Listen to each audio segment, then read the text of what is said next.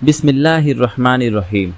आज के नुस्खे में हम आपको बताने जा रहे हैं खजूर और दही मिलाकर खाने से जिस्म में क्या तब्दीली आती है और हमारे नबी करीम सल्लल्लाहु अलैहि वसल्लम ने खजूर के दरख्त को किस नाम से पुकारा है। आइए जानते हैं इस नुस्खे में। दही और खजूर के बारे में बहुत सारे लोग जानते हैं और शायद ही आज तक किसी ने इस कीमती नुस्खे के बारे में आपको बताया होगा। इस नुस्खे के फ़वाइद ऐसे हैं कि आप इनके बारे में जानने के बाद आज ही इस नुस्खे का इस्तेमाल करना शुरू कर देंगे। खजूर के फ़वाइद और दही के फ़वाइद से कौन वाकिफ़ नहीं है। अल्लाह ताला ने दोनों में बेशुमार फ़वाइद बना रखे हैं। हमारे नबी करीम सल्लल्लाहु अलैहि वसल्लम ने भी खजूर के बेशुमार फ़वाइद के बारे में हमें बताया और खजूर आप सल्लल्लाहु अलैहि वसल्लम की मग़रूब तरीन ग़िज़ाओं में से है और नबी करीम सल्लल्लाहु अलैहि वसल्लम ने अपनी ज़िंदगी में खजूर का बहुत ज़्यादा इस्तेमाल फरमाया। इस तरह दही में भी बेशुमार फ़वाइद हैं और इन दोनों के मिलाप से जो फ़वाइद हासिल होते हैं वो बहुत ही कीमती है। खजूर के मुसलमानों के यहाँ बहुत अहमियत है और इस अहमियत की वजह ये है कि हुज़ूर अकरम सल्लल्लाहु अलैहि वसल्लम ने तमाम दरख्तों में से इस दरख्त को मुसलमान कहा है क्योंकि साबिर, शाकिर और अल्लाह की तरफ से बरकत वाला है। कुरान मजीद और दीगर मुक़द्दस किताबों में जा बजा खजूर का जिक्र मिलता है। नबी करीम सल्लल्लाहु अलैहि वसल्लम ने फरमाया, जिस घर में खजूरें ना हो वो घर ऐसा है कि जैसे जिसमें खाना ना हो। इसके साथ साथ तभी हकीकी के मुताबिक खजूर एक ऐसी मनफरदा और मुकम्मल खुराक है जिसमें हमारे जिस्म के तमाम ज़रूरी ग़िज़ाई अज्जा वाफर मकदार में पाए जाते हैं। खजूर की अफादियत क्या है। इस नुस्खे के लिए 125 ग्राम खजूरें लें।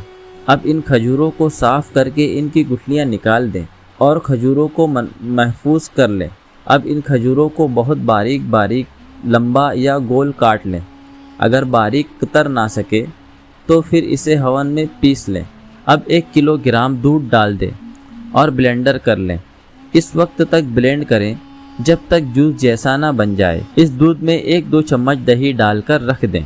दही डालने का मकसद ये है कि वो दरअसल आपने दही की तरह बनाना है। जब ये 24 घंटों में दही बन जाएगा तो ये आपका ख़ास नुस्खा तैयार है और इस दही का जायका आप महसूस कर सकेंगे कि किस कदर लजीज होगा। इसका जायका ही लजीज नहीं होगा बल्कि ग़िज़ाइयत के लिहाज से भी ये एक बेहतरीन नुस्खा है। इस नुस्खे के हैरान कुन फ़वाइद हैं। ये नुस्खा एक बेहतरीन एंटीऑक्सीडेंट है जो बुढ़ापा जल्दी आने से रोकता है।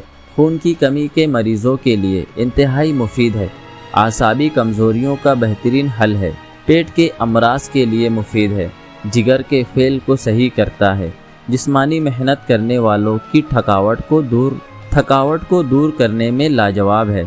पहाड़ी इलाकों के लोग जो ज़्यादा बुलंदी की वजह से ऑक्सीजन की कमी का शिकार हों, इन लोगों के लिए नहायत मुफीद है। इसको आप रोज़ाना की बुनियाद में इस्तेमाल करें क्योंकि इस दही को इस्तेमाल करने से जिस्म में होने वाली कमज़ोरी बिल्कुल ख़त्म हो जाती है और ये तवानाई पैदा करता है, प्यास बुझाता है और मादे और आंतों के मरीज़ों के लिए भी मुफीद है। और इस नुस्खे के इस्तेमाल का तरीका ये है कि सुबह व शाम खाने से पहले या फिर खाना खाने के 1 घंटे या 1.5 घंटे के बाद 2 से 3 चम्मच इस्तेमाल करिए। रमज़ानुल मुबारक में सहरी और इफ्तार में भी इस्तेमाल कर सकते हैं। इस मरकब को ठंडी जगह पर रखें। गर्मियों में कोशिश करें कि कम मकदार में इस्तेमाल करिए और सर्दियों में ज़्यादा इस्तेमाल करें। फ्रिज में रख कर आप इसे 5 से 6 दिन तक इस्तेमाल कर सकते हैं। ख़त्म होने पर दोबारा तैयार कर सकते हैं। इस नुस्खे से सेहत पर बड़े ही मस्बत असरात मरतब होते हैं। इसलिए अगर आप सेहतमंद रहना चाहते हैं तो इस नुस्खे का इस्तेमाल लाजमी करें। याद रहे, तबे नबवी सल्लल्लाहु अलैहि वसल्लम के मुताबिक खजूर एक मकवी फल है। दूसरे फलों की निस्बत ये जिस्म को ज़्यादा ताकत व तवानाई पहुँचाता है। खजूर का जिक्र कुरान मजीद में भी आया है और आप सल्लल्लाहु अलैहि वसल्लम को भी बहुत पसंद थी क्योंकि खजूर मकवी और ग़िज़ाइयत से भरपूर है। इसलिए नौमौलूद बच्चों के लिए भी आप सल्लल्लाहु अलैहि वसल्लम ने खजूर को ही पसंद फरमाया। याद रहे, फाइबर, पोटाशियम, विटामिन और एंटीऑक्सीडेंट की मौजूदगी खजूर को बेहतरीन फल बनाती है, जबकि इसमें मौजूद शुगर और ग्लूकोज जिस्म को फौरी तवानाई फराहम करती है। एक तहकीक के मुताबिक खजूर सिर्फ जिस्मानी तवानाई ही नहीं बढ़ाती बल्कि ये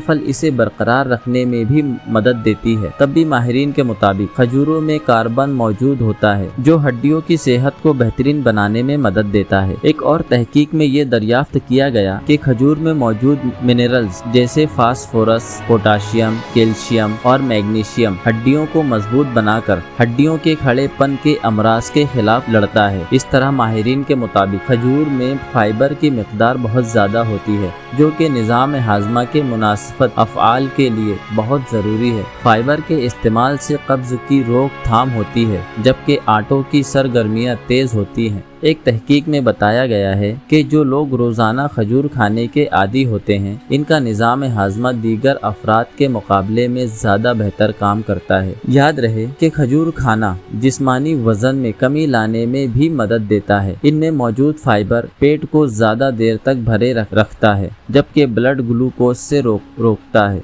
इसके अलावा खजूर में मौजूद एंटीऑक्सीडेंट जिस्म में जहरीले मवाद को खारिज करके हाजमे को तेज़ करते हैं जिससे मेटाबॉलिज्म तेज होता है। इसलिए ये तजवीज़ किया जाता है कि रोज़ाना कम अज़ कम 5 दाने खजूर लाजमी इस्तेमाल किया जाए ताकि मज़कूरा फ़वाइद हासिल हो सके। जो लोग मादे के अमराज में मुब्तला हैं उन्हें मालूम है बेहतर यही है कि खजूर के इस्तेमाल का मामूल बना लिया जाए ताकि मादे के अमराज से हिफाजत हो। ये नुस्खा खजूर और दही का जिक्र, इसका इस्तेमाल आसान भी है। मादे के लिए ये तरीका और भी ज़्यादा मुफीद है। याद रहे कि खजूर सालन भी है क्योंकि इसे रोटी के साथ भी खाया जा सकता है। एक हदीस में है, हज़रत अब्दुल्ला बिन सलाम रिवायत करते हैं कि नबी करीम सल्लल्लाहु अलैहि वसल्लम को देखा कि वो जौ की रोटी के एक टुकड़े पर खजूर रखे हुए थे। फिर फरमाया कि ये रोटी के साथ सालन है। मालूम हुआ कि खजूर पनीर और रोटी के साथ मिलाकर खाना भी सुन्नत है।